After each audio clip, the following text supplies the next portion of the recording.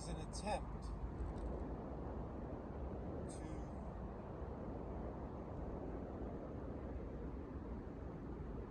have people shift their mindset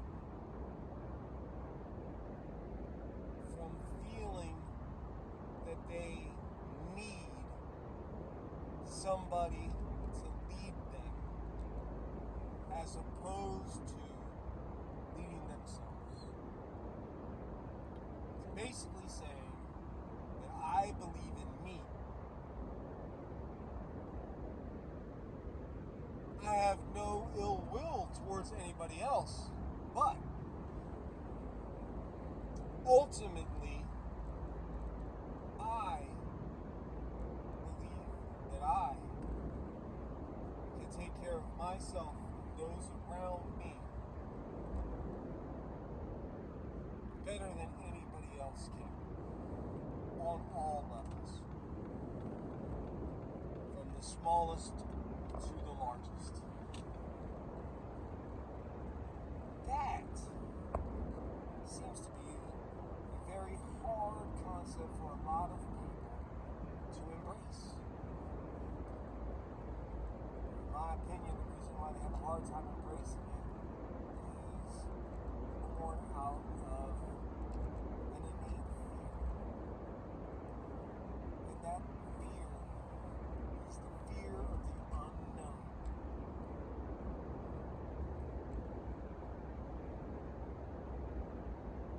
People, all of us, I don't care if you live in the United States, England, Iran, China, we've never, ever, any of us, experienced what it would be like to live in a world where we are not dominated by a small group of people that have positioned themselves on top of a pyramid structure.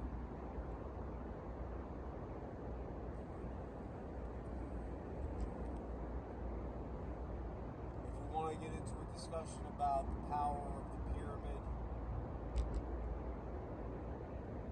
symbolically, mathematically, energetically, we can get into it. But an entity, a person, has, or a group of people, have put a stranglehold on the top of the pyramid and are sucking all of the energy out of the lower levels of the pyramid in order to remain on top of the pyramid. And in my opinion, and maybe some of you will disagree, I believe that is a terrible structure. It's powerful. It's extremely powerful. But if you're not sitting on the top of the pyramid, you are in some way, shape, or form grinding yourself financially, energetically, in order to keep that top of the pyramid where it's at. on top of everything. I believe more in the idea of what's been described to me as a campsite way of societal structure, where I, as the individual, have the ability to design my campsite the way that I want it. And the person next to me has the ability to design their campsite the way that they want it. And most likely, 90% of our campsite is going to be very, very similar. And there's going to be a small 10% difference. And who cares about that 10% difference? Accepting your neighbors for who they are. Working with your neighbors. All very simple concepts. But something that we have completely gotten away from. Most of us don't even know our neighbors. Some of of us might, but it's only in passing. And how often do you have a really deep conversation that breaks through political party lines to find common ground on subjects that are hard to digest? How often does that happen? I happen to be the type of person who always presses those kinds of conversations, so I end up in them quite a bit.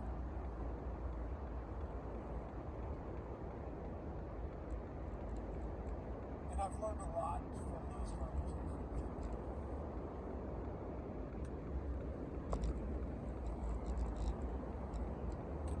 And I have identified common ground that we all have. The biggest common ground that we all have is that we know that the current system of governance that we live under is completely corrupt. There is no doubt about it. And there is no way at this point that's been tried to hold that corrupt system accountable for its corruption. And the only way that it can be, that type of power can be derived, is for us as a population to unite around at least that particular issue and call out the corruption on every level from both of these opportunistic parties that really don't have any moral high ground to stand on.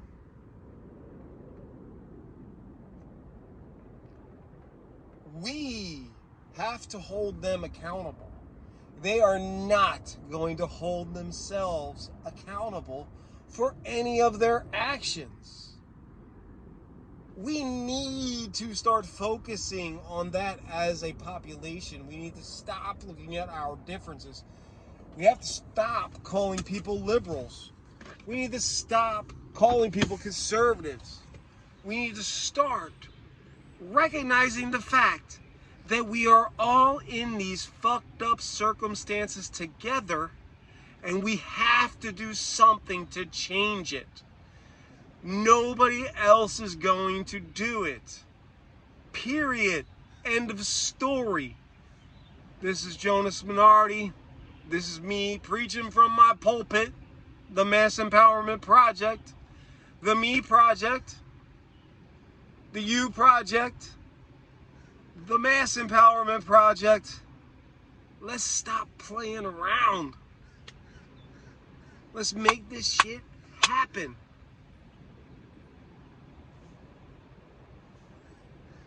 You know what got in the way of the hippie movement of the 60s? It was the fact that the older generation, the parents of those teenagers and younger people who were protesting, and they were right, they should have been protesting, and they should have kept protesting, and they should have never stopped protesting. But the parents of that generation did not get behind the movement. I'm a Gen Xer, and I'm a parent, and I see the world that is being left to the kids that I am raising today, and it sucks.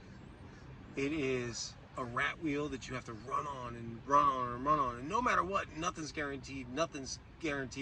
It could all fall apart at any time. It's like, phew, man, I do not want to send my kids into that world.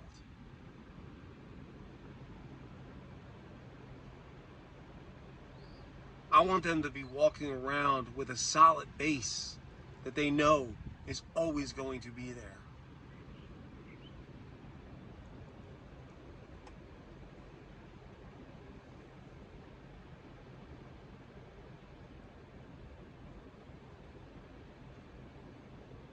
That's why I created the Mass Empowerment Project. Because as much as it's me, it's also you. It's all of us, you know. And how many times I've been in a conversation and somebody says to me, yeah, Jonas, that would be great, but everybody has to be on board. Well, let's get the fuck on board. Let's make this a train that can't be stopped. I believe this is completely possible. This is October 10th. Next year's elections are in November. Could they pull the plug between now and November? Sure. But if we're already building the alternative from the current corrupt system, we're going to be okay. We're already on the path. Jonas Minardi, the Mass Empowerment Project. These are the rantings of a person who has grinded it out the best he can for this long. And I've tried my best to provide the best for everybody around me that I possibly can. And I know that if something isn't done on a bigger level, despite all of my efforts, the world will not get better for my future generation or anybody else's future generation. The only people that could possibly benefit from what the current plan is are the people that have destroyed and dehumanized the entire planet. Hey, it's time to cut them off. Love you. Time to go to work.